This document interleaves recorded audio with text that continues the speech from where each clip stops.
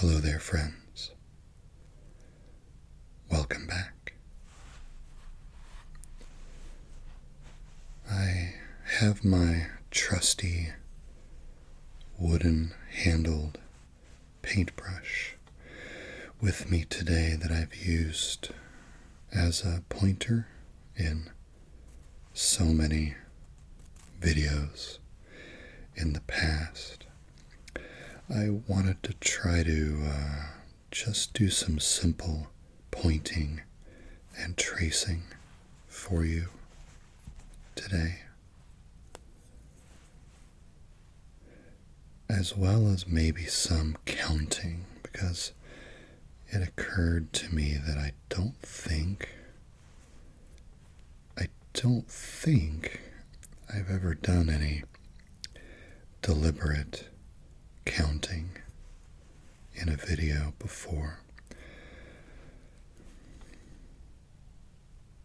And I thought it might be nice to do this pointing and tracing on some album artwork and some album inner sleeves, perhaps to kill two birds with one stone, because I occasionally get asked when I might do another vinyl album related video. So why don't we try to do both today and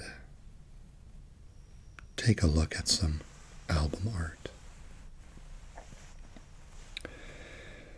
I wanted to organize this by band, just in case it might make a good series in the future, and because that's just kind of how my brain works. And so we're going to take a look at a few albums by the classic rock band Kansas today. And we'll see how we do. So I hope you enjoy it. So let's get started.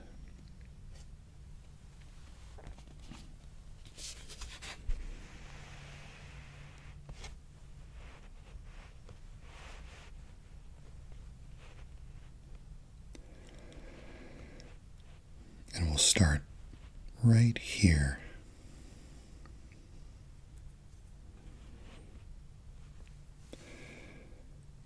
This is the band's fourth album.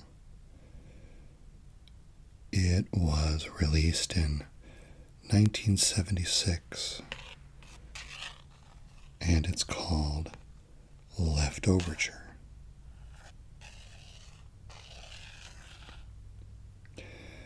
This is the album that contained their first really big radio hit that you might have heard, Carry On, Wayward Son.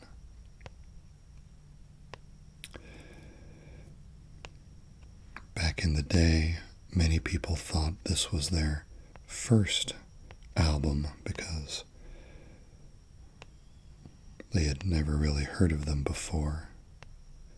Carry On, Wayward Son hit the radio airwaves, but no, this is actually their fourth album. 1, 2, 3, 4, 5, 6.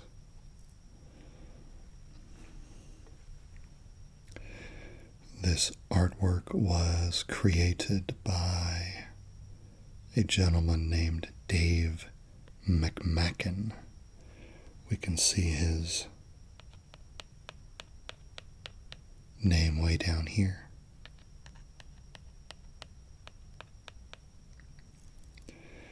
And the title again is Leftoverture, which I think is a very clever word. I've always liked this word. 1, 2, 3, 4, 5, 6, 7, 8,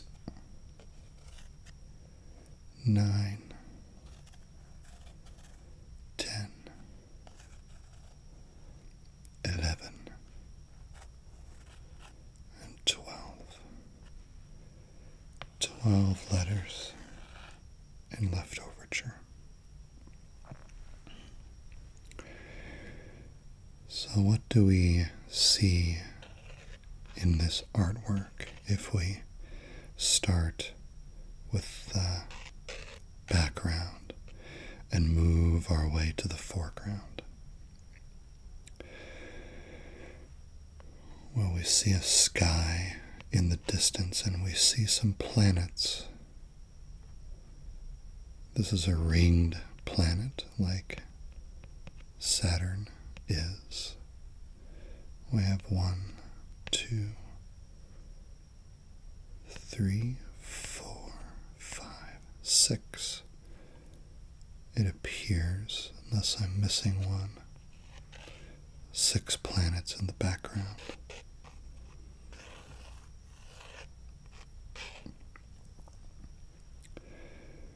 We are flanked, I suppose you could say, on 2 sides by some structures.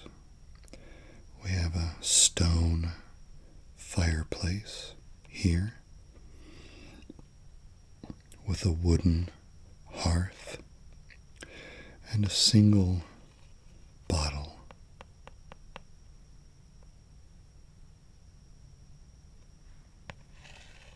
On the mantle here, just one.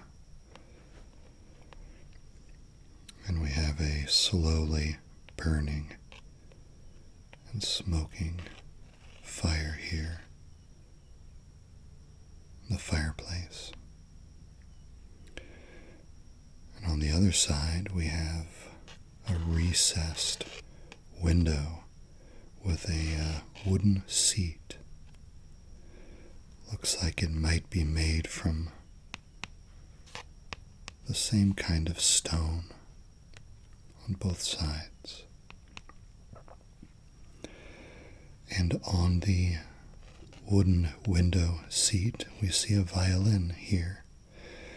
This is one of the instruments that typifies Kansas's classic music. We also have a guitar here and a piano back here. So a few musical instruments strewn about.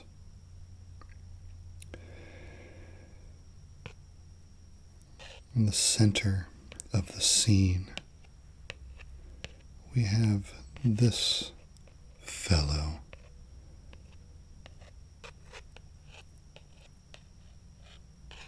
An elderly gentleman in robes with a long beard, responsible for writing all of the things we see lower on the frame.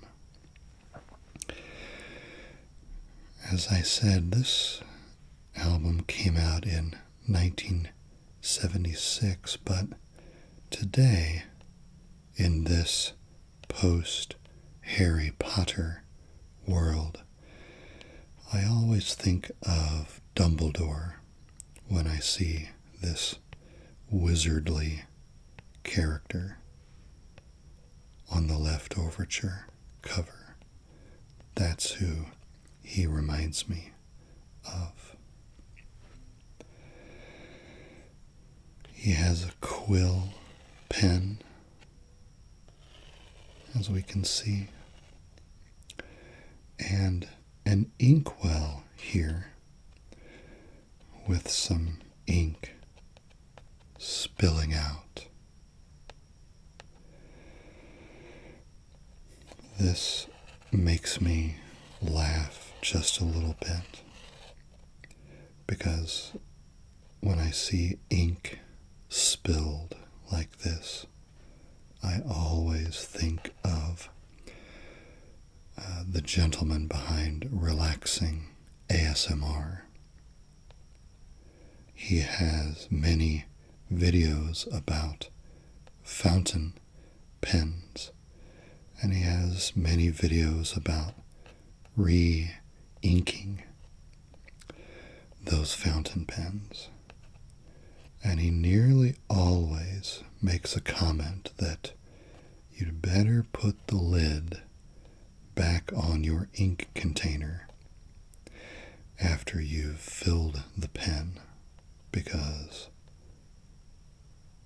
a spilled bottle of fountain pen ink will ruin your day. He has said that on multiple occasions. But our Mr. Dumbledore character here does not seem to be too bothered by this. We have some books on the table. It's a wooden table. 1, 2, 3, 4, 5, 6, 7, I suppose, if we're counting the books of manuscript pages. This book says Music Through the Ages. And this book says great, and then either composers or compositions, probably composers. And we can see that our wizard is writing some music. I've always wondered if some of this music is an actual Kansas song, but I've never tried to research that. 1, 2, 3, 4 sets of windows here.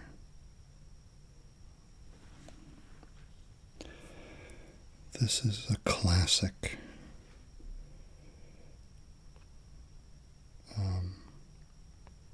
album cover image, I believe. This is still their highest selling album, Leftoverture. It's over 5 times platinum selling now, if I'm not mistaken. And lastly, we have the burnt down candle here with a little lens flare kind of an effect coming off the flame. So why don't we take a look at the back? Let's see what it has to show us.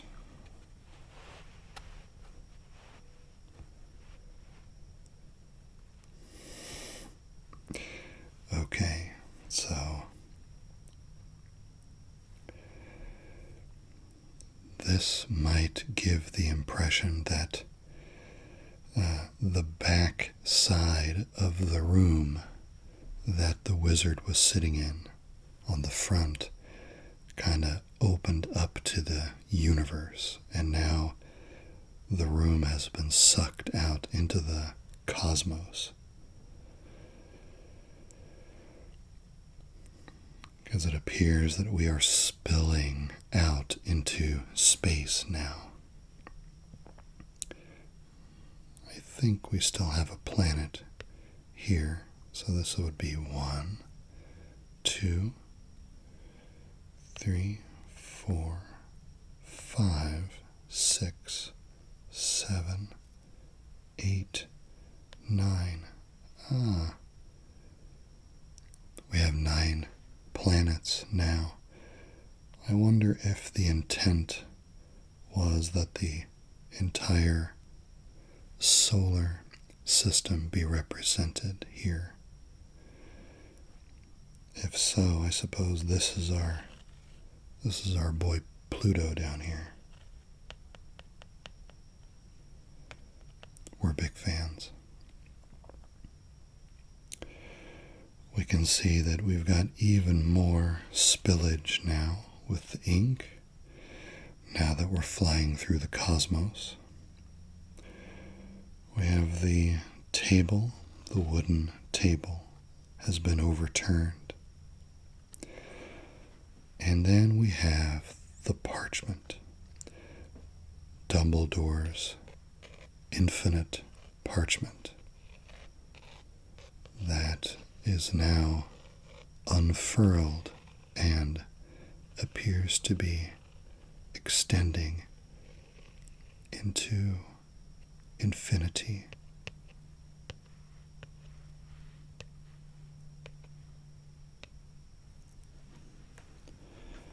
And we have our song titles. On side 1, we have, of course, Carry On Wayward Son, period.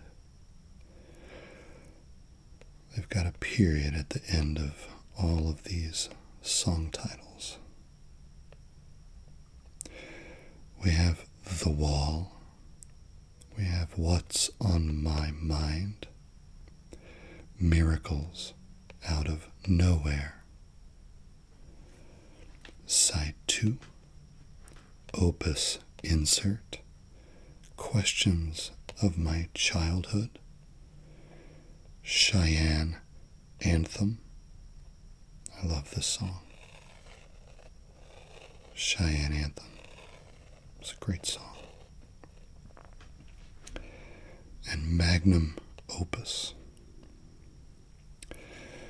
Magnum Opus is a long, mostly instrumental song with 6 parts. We have part A, Father Padilla meets the perfect gnat. B, Howling at the Moon. This is the only part of the 6 that has vocals, but not very many. C is Man Overboard. D is Industry on Parade. E is Release the Beavers. And F is Gnat Attack. And the album was produced by Jeff Glixman. 1, 2, 3, 4, 5, 6, 7, 8. 8 songs on Leftoverture. So why don't we take a look at the inner sleeve and see if any of the artistic concepts made their way inside the album.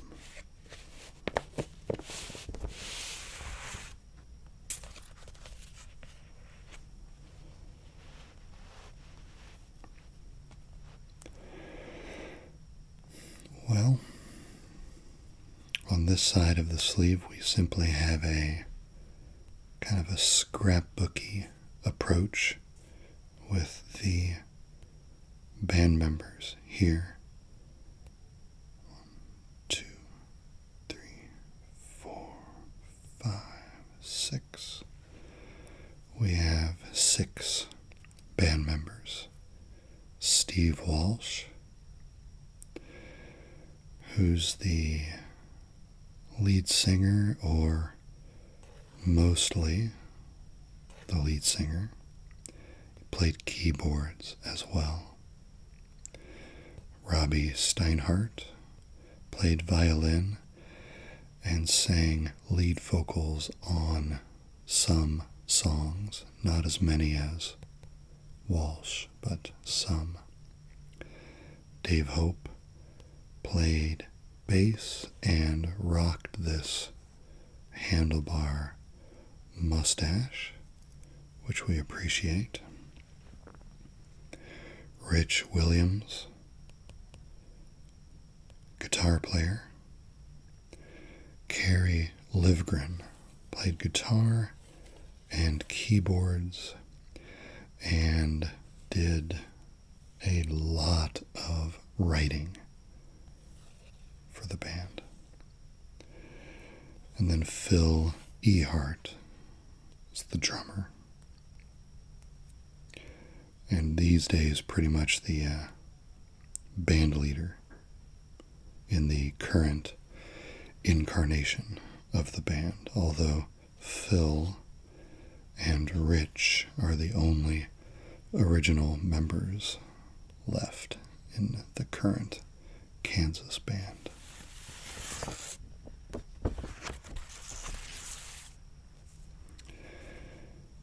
And just lyrics on the back of the sleeve. Nothing really artistic happening here, although we do have our art credits. We have Dave McMacken over here for the illustration. We have Tom Drennan credited for art direction. I think he was a member of the label, and we will see his name come up again. So that's their fourth album, Leftoverture, from 1976. Let's see what we have next.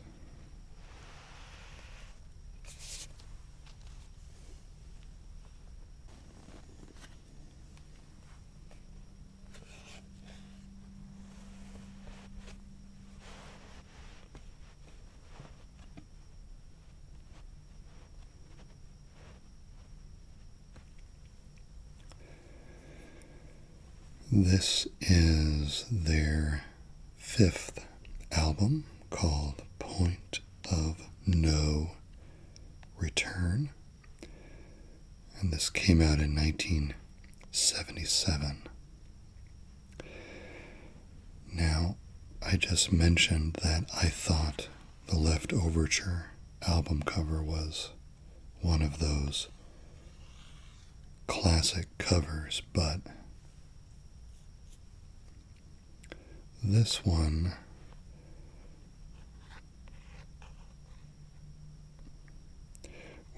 is a favorite of mine, and I might argue that it's just one of the best, most iconic classic rock album covers ever.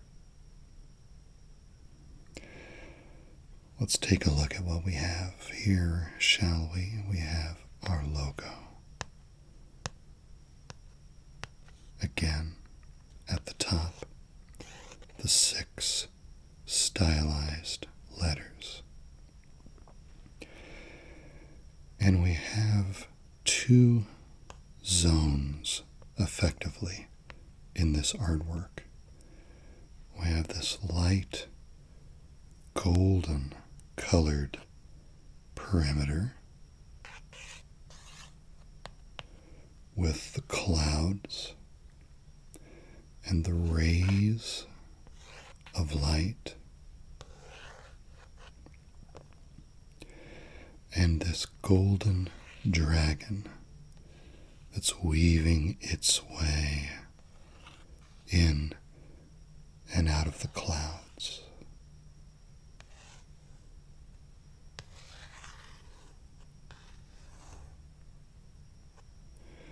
I'm especially fond of the very sharp dorsal business we have, over the entire length of the dragon. It reminds me of, I hope I get the game name right. In Breath of the Wild, I believe, there are these long, snake-like dragons that fly high in the sky. They look like they're moving in slow motion through the air because they're so large but graceful at the same time. This reminds me of one of those. But then we have this second zone, this much darker zone in the middle of the artwork.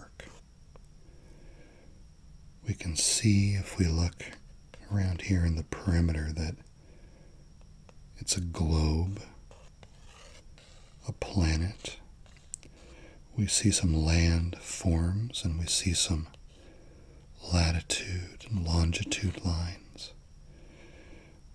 We see a perimeter of clouds that are detached from the surface around the edge. And then we have the imagery in the center, which to me, conveys the concept of, going too far to turn back. I think that's what we have here. We have this classic edge of the world imagery, which goes along with the dragon. Reminds me of old-time maps that would depict monsters out beyond the edge of the world. We have a black sun and this amazing vertically oriented waterfall type arrangement, signifying the edge of the world. And we have this wonderful sailing ship, classic old style ship with 1, 2, 3, 4, 5, 6, 7 sails on this ship. And I'm afraid I don't know the name of the sculpture that would generally be on the bow of the ship. We get a better view of this on the backside. This artwork was done by Peter Lloyd, who also did their Song for America cover and their Audiovisions cover. And Song for America is the first album to include this stylized band logo. So Peter Lloyd was responsible for that as well.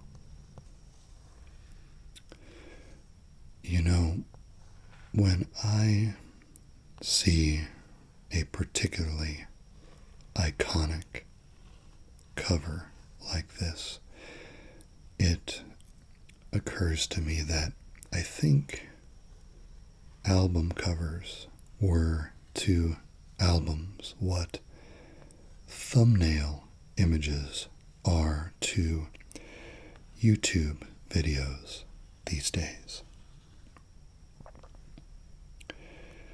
People who give tips about helping your YouTube video get more views will often say that you should really go for a striking and attention-getting thumbnail, because sometimes that can be the difference between your video getting clicked on in someone's recommended list and just having it be passed by.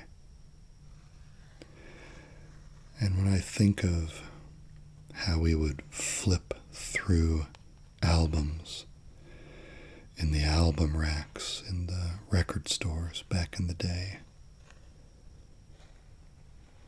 that cover art really was the first impression that we would get of an album. That cover art made the difference between you stopping at that album and maybe looking at it for a couple of seconds or passing it by. And if it was really striking, maybe you would actually pull it out of the rack, take a look at the back, and maybe decide that that was a piece of music you needed to own. So I think album art is the original thumbnail, and this was one of the best ones of all time. So let's see what Peter Lloyd did for the back.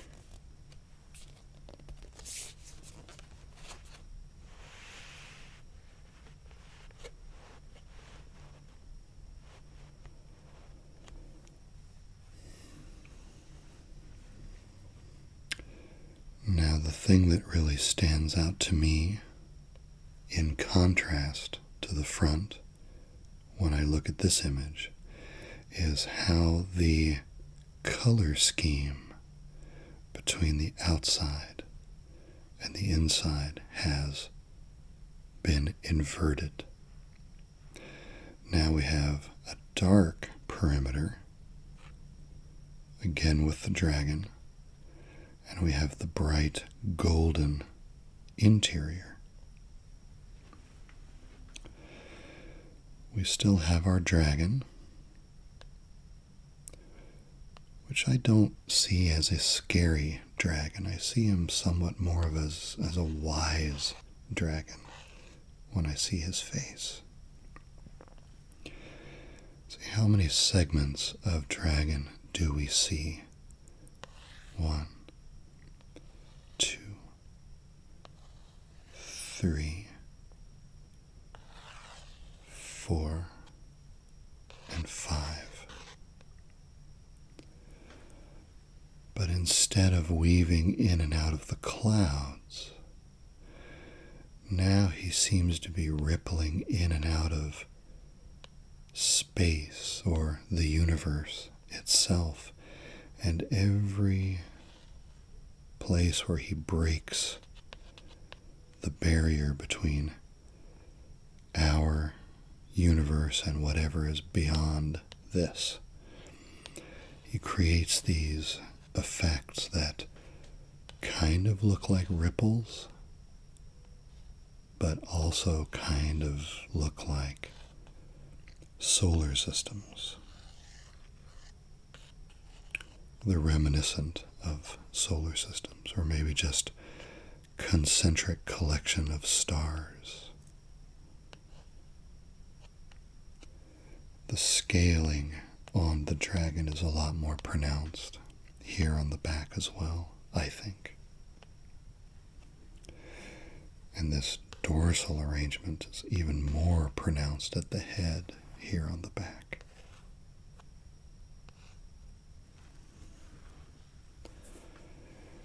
And then in the middle, we have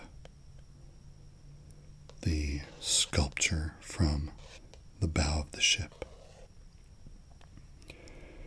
Only now it's in this gold pattern with the clouds from the front.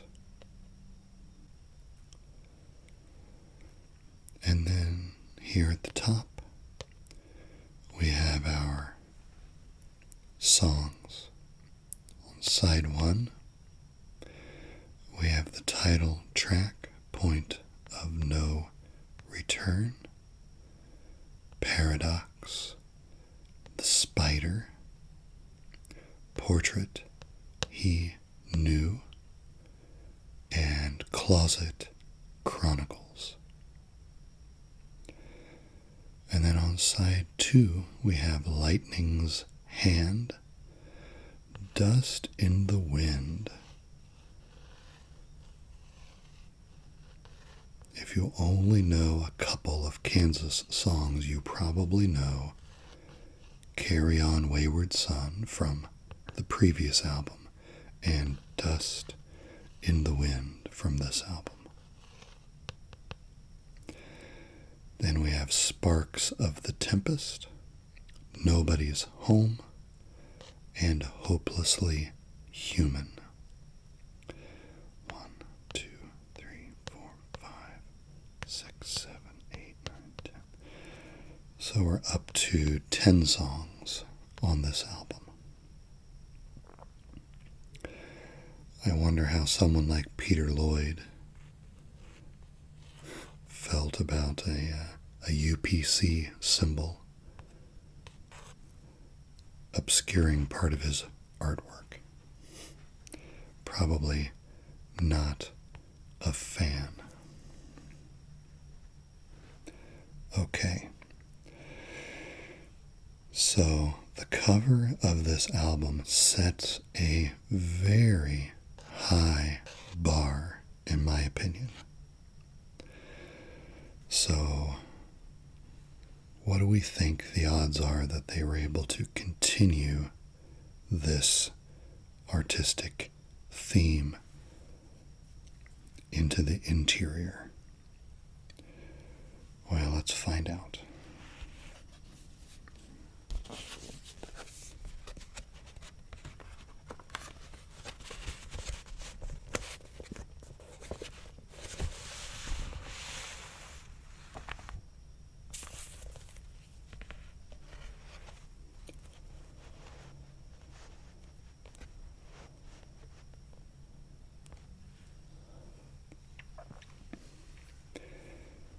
Of course, art is subjective, but for my money, I think the answer to that question is a resounding and emphatic yes. I think this is one of the most gorgeous inner sleeves I've ever seen. And not only is it just beautiful and perfectly executed, it does a great job tying in with the theme of the cover. Now that Tom Drennan fellow that we talked about would have been the art director for the concept and the execution of the inner sleeve. And quite frankly, everything I see here is stuff that I might aspire to in setting up an ASMR video, frankly. In fact, my Old Keys video tried to do something similar, not as well as this, but tried to transport the viewer to another time. And that's exactly what this image does. We can imagine that we are in the captain's quarters when we see this image. We have a sextant here. You can see that we have a map on the table. We have wood grain pattern of the table in the background, and you know I like using my wooden panels in the background of my videos sometimes. We have a great old book with this weathered cover and binding.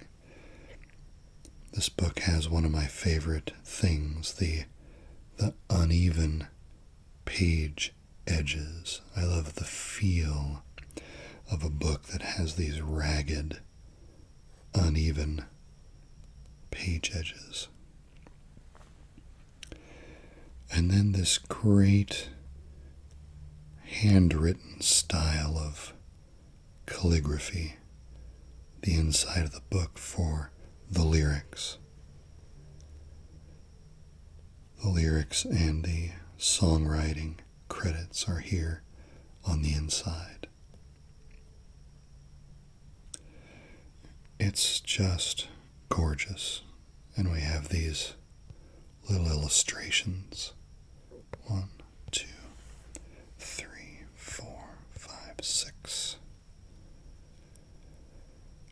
The band members here, as we've seen before.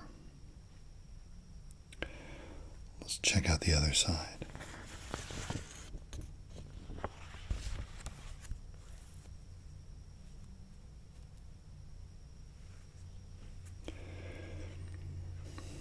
More of the same. 1 second. This almost looks like the other side of, well, no, I suppose perhaps they reset a new scene in the same area of the table. But we have a quill pen here, which ties in with the calligraphy in the book. We have album credits here.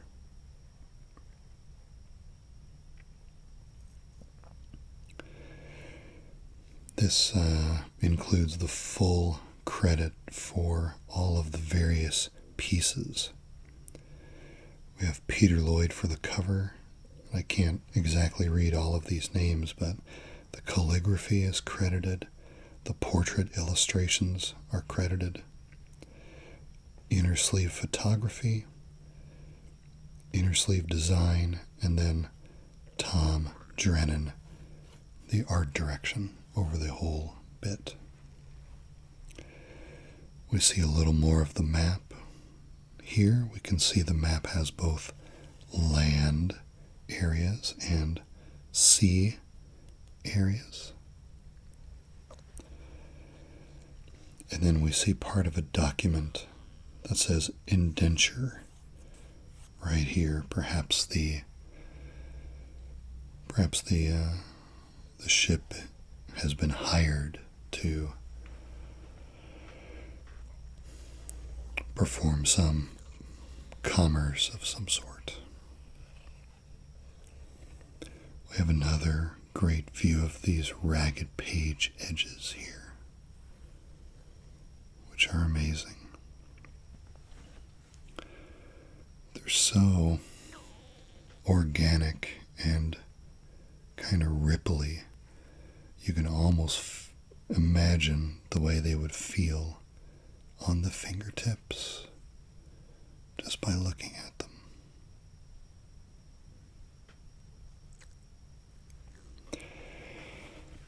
So between the cover design and the inner sleeve design, Point of No Return from 1977, I feel is just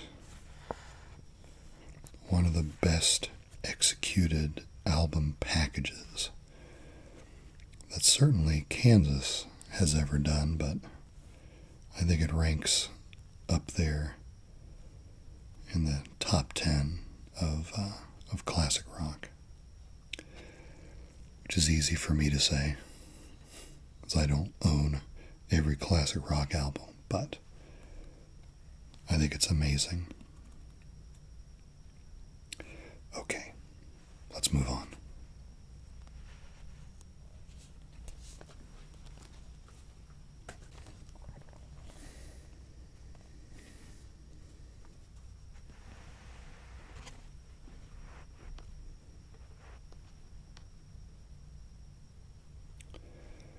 Next up,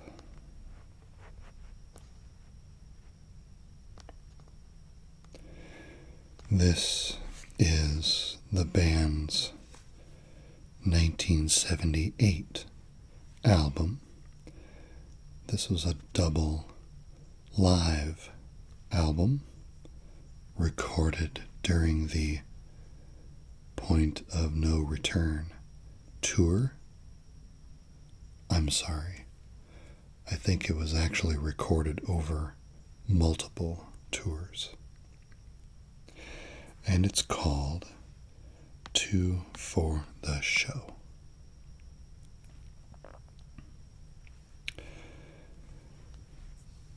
We see an image here of two women who appear to be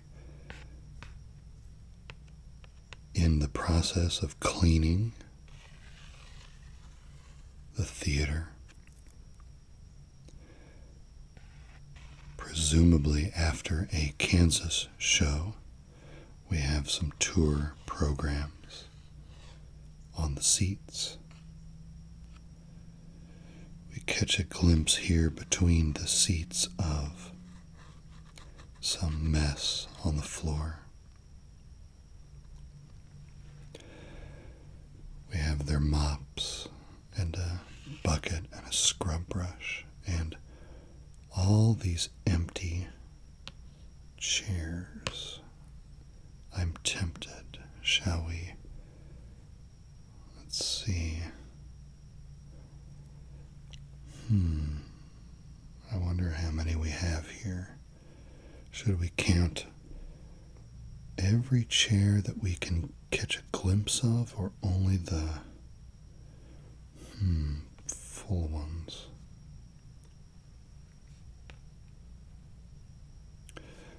I'm going to ignore this back row for a second and say 1, 2, 3, 4, 5, 6, 7,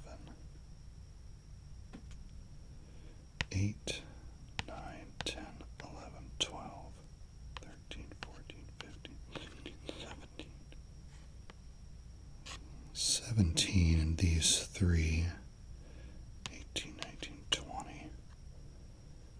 21, 22, 23, 24, 25, 26, 27, 28. And upwards of 30 if you count kind of everything. And that's not counting the two that the cleaning women are occupying. This is a very interesting album cover, especially if you are much of a art fan or an art historian. If you are, you may recognize the basics of this composition.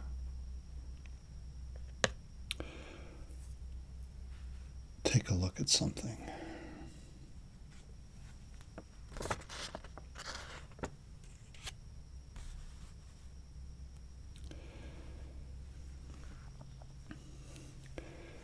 This is just a printout, a poor printout of the cover of the April 6th, 1946 edition of the Saturday Evening Post. You might know that the noted painter Norman Rockwell painted many, many covers of the Saturday Evening Post. You can see his name down here. And this is a painting that he did called Charwomen in the Theater. Charwomen is a somewhat obsolete word that meant cleaning ladies, cleaning people.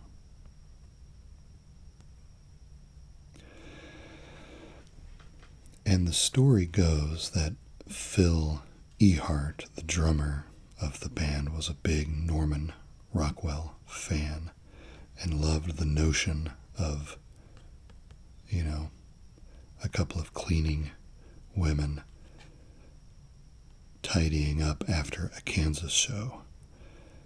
And art director Tom Drennan set about to creating an homage to the Norman Rockwell painting as the cover for their 1978 live album.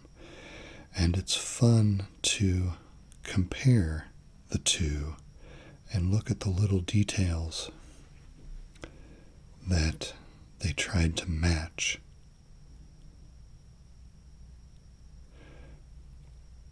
Even down to the color of the mop handles. You can see a reddish one and a bluish one. And we see the same here. We see the wash bucket here and the brush sticking out the top.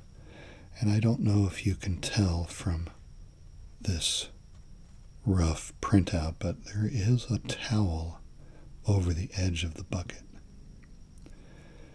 And we can see all of those elements here,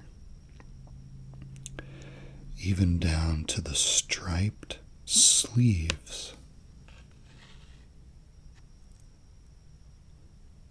The women are wearing.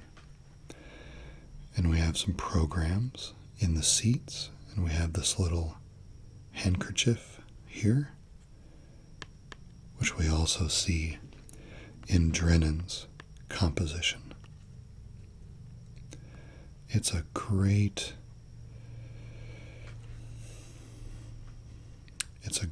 homage to the Norman Rockwell original. And the other interesting thing I read was that this woman here is Tom Drennan's own mother. Apparently he was having a hard time finding a model for the second woman that had the look that he wanted, until he realized that his mother was the perfect choice.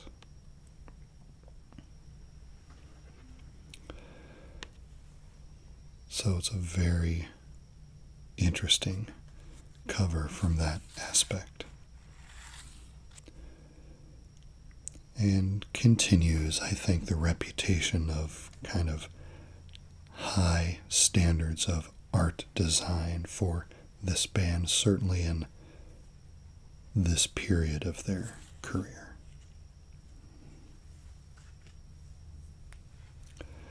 Let's see what they did for the back of this one.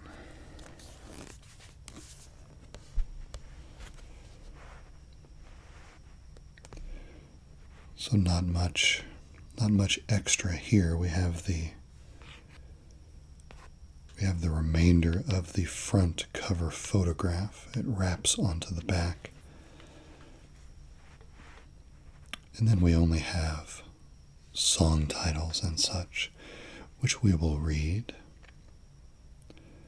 This is recorded live in concert. And on side 1, we have Song for America, Point of No Return, Paradox, and Icarus Born on Wings of Steel. On side 2, we have Portrait, He Knew, Carry On Wayward Son, and Journey from Mariabron.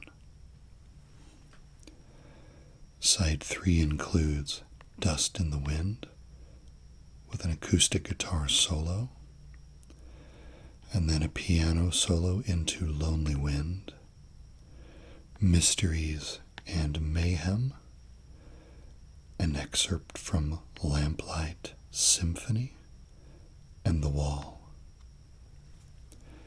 And we wrap up on side 4 with Closet Chronicles and Magnum Opus.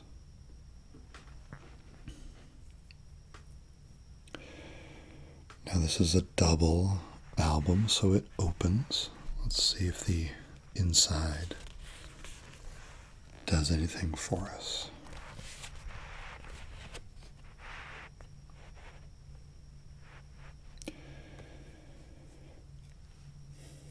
This is more of a photographic manipulation with the theater seats and our two cleaning ladies, and then an aerial photograph with farm fields in the distance.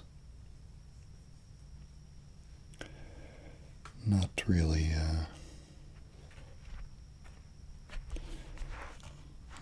something, not as strong artistically in my view. But let's see what they were able to do with the sleeves.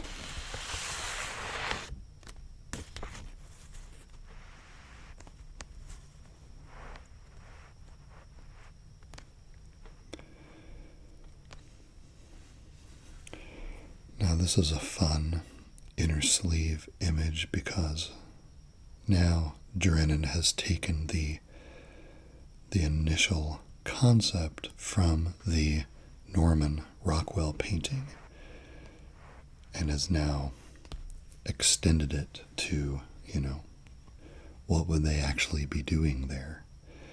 And we can see that our hypothetical Kansas fans are a bunch of slobs, and they've really left a lot of work for our poor cleaning ladies after this show. We can see one of them here. We can see the broom and the dustpan, and quite a mess. 1, 2, 3, 4, 5 cups. I don't think we're going to count the popcorn kernels. We have another program and a cool Don Kirshner jacket there. And some credits where they do talk about the Norman Rockwell inspiration from the cover.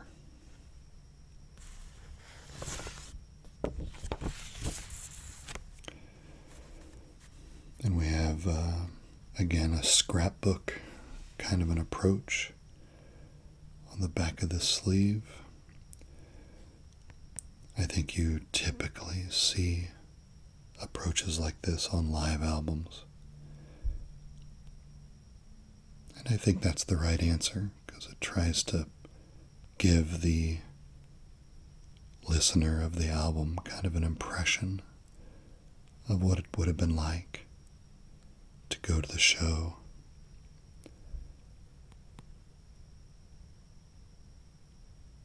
We see Phil there, Rich, Robbie there, and Steve, Carrie, and Dave, and then a shot of the stage arrangement for this tour. You can see how they used the back, the Peter Lloyd artwork from the back of Point of No Return as a huge backdrop for the live show. But that was amazing to see in person.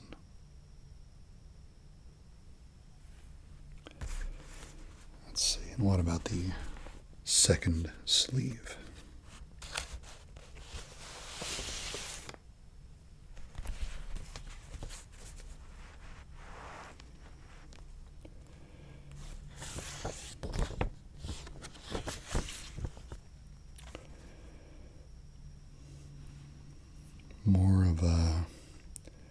More of the same, really.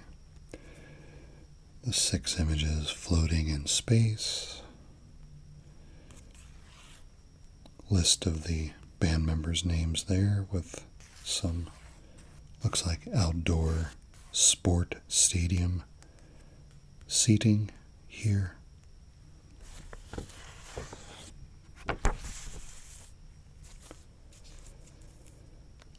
And then our last panel of live shots. 1, 2, 3, 4, 5, 6, 7. Same arrangement and intent as the other sleeve.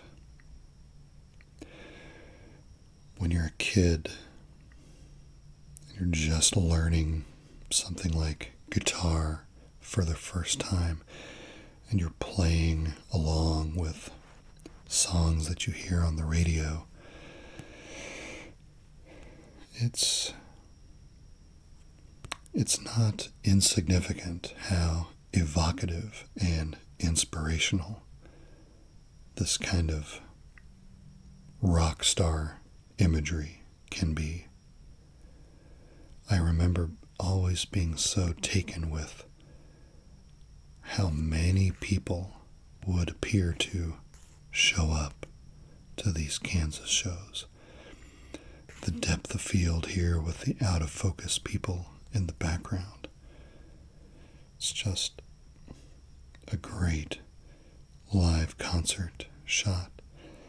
And I remember Carrie's face here and Phil's face here always being very rock star to me when I was a kid. Okay, one more. Let's take a look at the next one.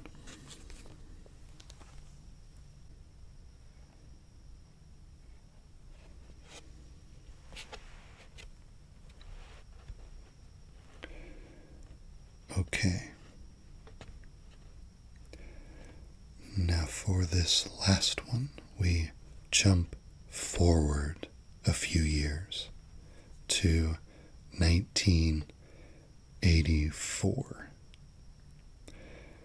And this album is called The Best of Kansas.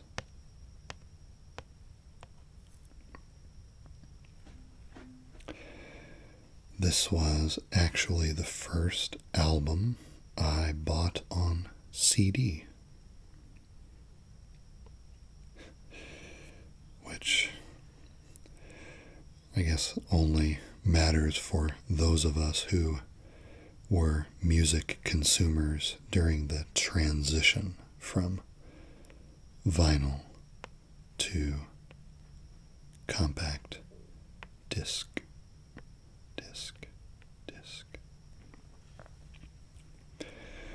This album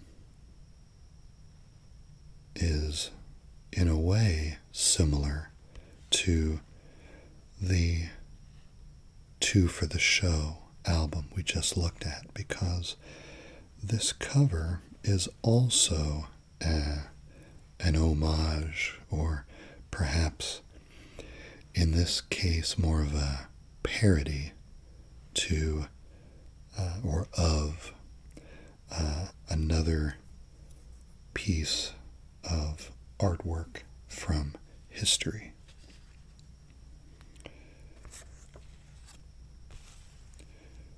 Which we can see here. This is a 1939 painting by Grant Wood. Grant Wood is the painter of American Gothic. And this piece is called Parson Weems' Fable. So in this painting, we can see a gentleman holding back a curtain to allow the viewer a glimpse of what is behind the curtain. The scene depicts the story of a young George Washington cutting down a cherry tree. You can see that in this painting, George Washington has the body of a boy, but he has the adult George Washington head and face, perhaps to make it very clear who is being depicted here. And the gentleman holding back the curtain is meant to be Parson Weems, who is the fellow who wrote the first biography of George Washington shortly after his passing, and is credited for making up the story about Washington and the cherry tree.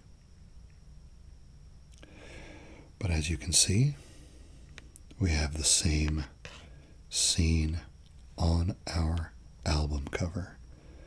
The man holding back the curtain and pointing at what is behind. And in our case, we have all of this behind the curtain. Now, this artwork is credited to Steve Carver, who I believe was an artist associated with Sony Records at the time. And in keeping with the anthology concept of a best of album, this cover art is meant to include elements from all of the Kansas album covers that preceded it.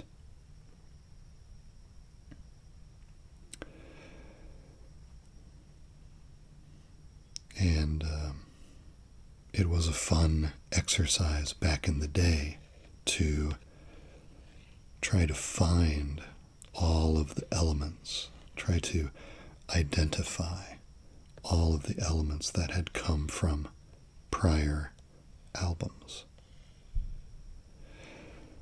But since we have just looked at 3 prior Kansas albums, perhaps we can find those elements.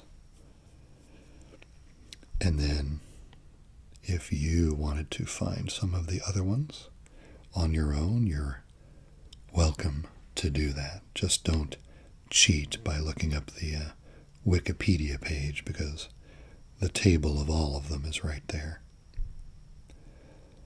But I think the most obvious one from the Point of No Return album is the ship, the sailing ship going over the edge of the world. 1, 2, 3, 4, 5, 6, 7, 8, 9, 10. This newer ship from 1984 has more sails than our 1977 ship does, but that's okay. So that's pretty easy, the water and the ship.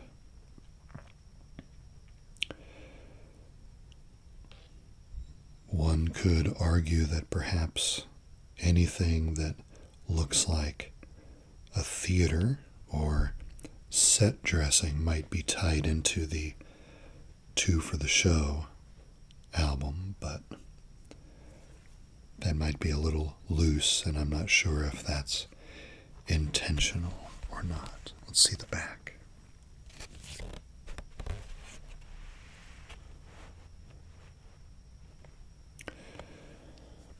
So on the back we see the remainder of the curtain that the gentleman is holding back. And we see the rest of his hand here. And we see a few items from the backstage area. And we see a mop, which I think is a much more direct reference to the Two for the Show cover. And we see an inkwell and a quill and pages of written music, which is a clear connection to the Leftoverture album. And if you saw my very first vinyl collection video, and you remember at all the cover from the Kansas album that we looked at in that video, you might see something else in this backstage area that ties in with that album. And if you see it, feel free to let us know in the comments. We can see that this album was also on cassette, which is important. And we have our songs: Carry On Wayward Son, Dust in the Wind, Point of No Return, Play the Game Tonight, Fight Fire with Fire, Hold On, Song for America, The Wall, No One Together, and Perfect Lover. Perfect Lover was actually a new song recorded for this collection. It wasn't really it wasn't pulled from their back catalog. All original recordings have been digitally transferred and mastered for this album in order to ensure the highest quality of reproduction.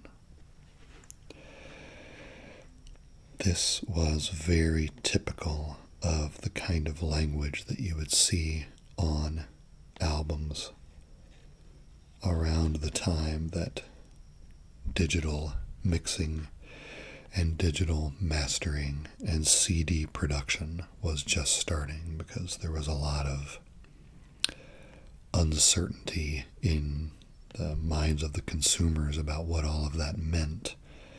And a lot of words were put on album covers to try to reassure folks that digital was better. And this is an example of that. So, if they tried to put all of these artistic elements from the prior albums on the cover, the front and back cover, let's see what they decided to do with the inner sleeve.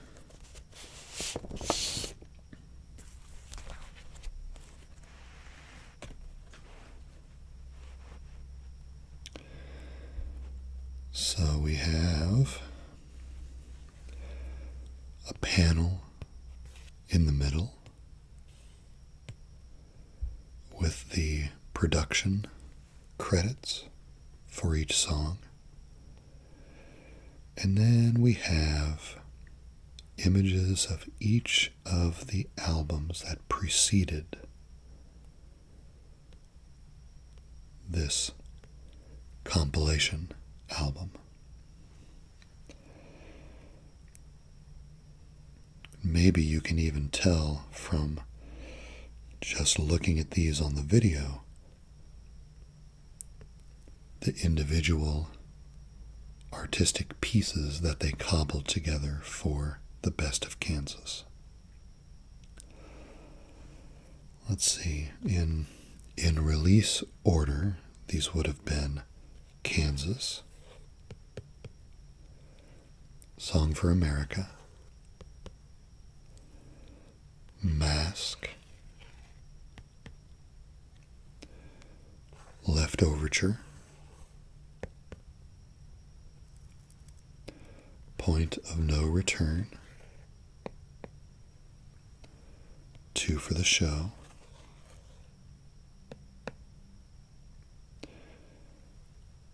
Audio Visions, Monolith,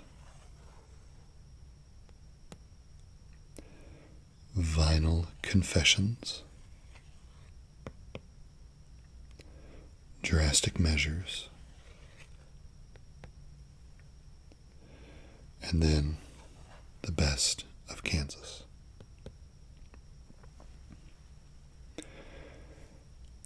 I think it would be pretty easy to argue that even just in this collection of covers here, we can see some that are perhaps a bit stronger artistically, and some that are perhaps a bit weaker.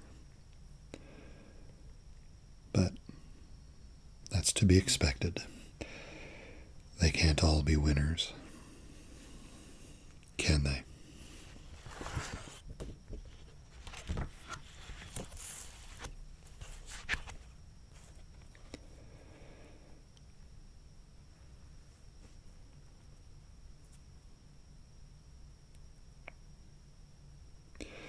And then on the other side of the sleeve, we have lyrics and songwriting credits. I guess I'm just now realizing that if Perfect Lover is the first song on side 2, then that list on the back of the album is not in album order. Didn't realize that. But we have all of our lyrics on a nice dark background, which is great for sleeping.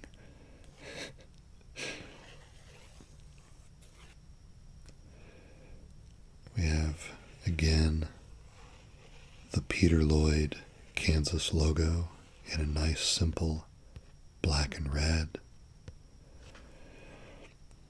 And we have a repeat of their little blurb about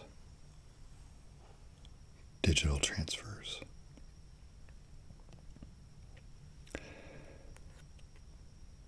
So how many songs does that give us for the best of? It's 1, 2, 3, 4, 5, 6, 7, 8, 9, 10.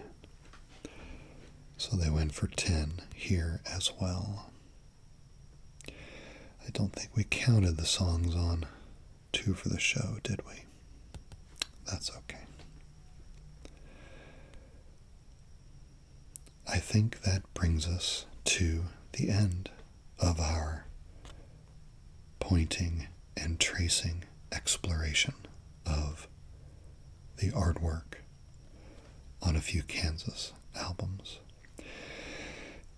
If you like what we've done here today, please let me know. I am thinking of making this a loose series going into the future, featuring small selections of albums from other bands as well.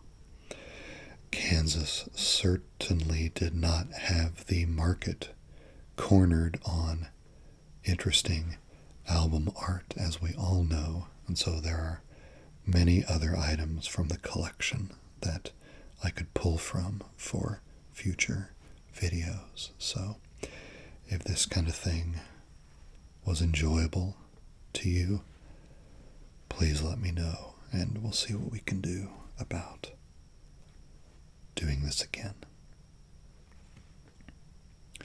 So until next time, take care of yourself, and I look forward to seeing you in the next video. Bye-bye.